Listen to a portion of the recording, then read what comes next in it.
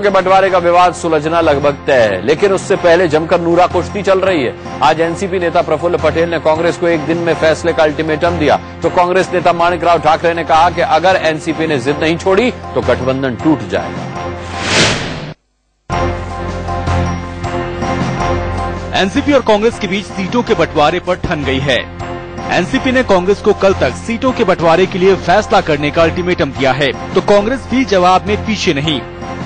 बाबा आता विषय आता मर्यादा संपली, आता काहीतरी तुम्ही करा, नाहीतर जे काय होईल ते होईल। इस तरीके से एनसीपी अड़ी हुई है कुछ बातों के ऊपर, हम समझते कि वो ठीक नहीं है, फिर हमें अकेले चुनाव के लिए जाना पड़ेगा।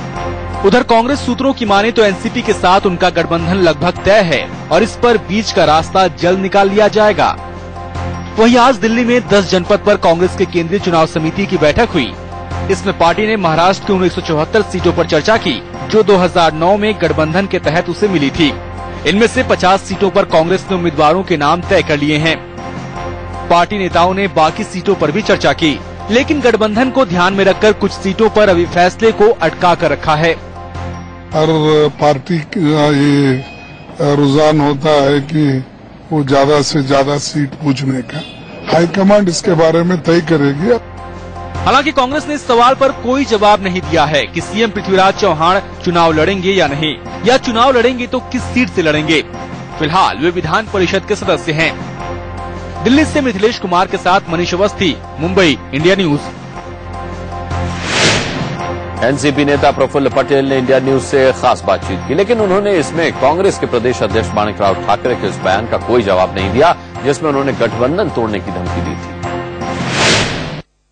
अगर आज 20 तारीख को अगर हम बात नहीं कर पाए हैं तो हम कब तक इसके बारे में इंतजार करें, ये एक प्रश्न बहुत महत्व का है और इसलिए हमने कांग्रेस को सूचना की है। दूसरी बात, जहां तक जगह सीटों का सवाल है, कांग्रेस की ओर से आया हुआ प्रस्ताव 124 सीट का अभी हमें मंजूर नहीं है और इसलिए हम चाहेंगे कि उसके बारे में भी कांग्रेस उचित विचार करे। ठाकरे का वो बयान कि हम अकेले चुनाव लड़ेंगे दिल्ली में, वो ठीक है, वो हर पार्टी को अधिकार है अपना निर्णय लेने का, लेकिन जहां तक हमारा सवाल है, कांग्रेस के साथ जाने की इच्छा होते हुए भी हमको सारी चीजों का विचार करके ही आगे बढ़ना होगा। अंदर की बात यह कि प्रफुल्ल पटेल को आज दिल्ली से कांग्रेस नेताओं का फोन आया था। उनसे कहा गया कि एनसीपी के बड़े नेताओं को दिल्ली आकर इस मुद्दे पर बात करनी चाहिए, लेकिन पार्टी ने इनकार कर दिया। बीजेपी के अंदाज में ही एनसीपी ने भी कांग्रेस की अपील को ठुकरा दिया, यानी गठबंधन की कहानी हर खेमे में एक जैसी है।